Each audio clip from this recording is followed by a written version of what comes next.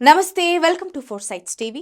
12 శతాబ్దాల నాటి సమాధిని తవ్వుతుండగా బంగారు విలువైన వస్తువులు బయటపడటంతో శాస్త్రవేత్తలు విస్తుపోయారు. పనామాలో బంగారు నిధులతో ఉన్న సమాధిని పురావస్తు నిపుణులు గుర్తించారు. అక్కడ తవ్వకాలు జరపడంతో అసలు విషయం వెలుగులోకొచ్చింది.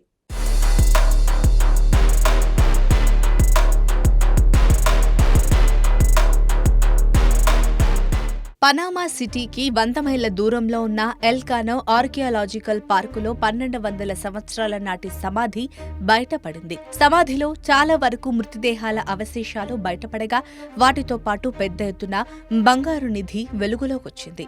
ఈ సమాధి లోపల శాస్త్రవేత్తలు కంకణాలు, బంగారు పూసలతో చేసిన 2 బెల్టులు, మొసలి ఆకారంలో ఉన్న చెవిపోగులు, బంగారంతో కప్పబడిన స్పెర్మ్ వేల్ దంతాల చెవిపోగులు మరియు వృత్తాకార బంగారు పలకలతో సహా బంగారు నిధుల శ్రేణిని కనుగొన్నారు. దీనిని కోక్లీ సంస్కృతికి చెందిన ఉన్నత వర్గానికి చెందిన ప్రభువు సమాధిగా పరిశోధకులు భావిస్తున్నారు. ఇక్కడే మరో 32 మృతదేహాల అవశేషాలు కూడా బయటపడ్డాయి.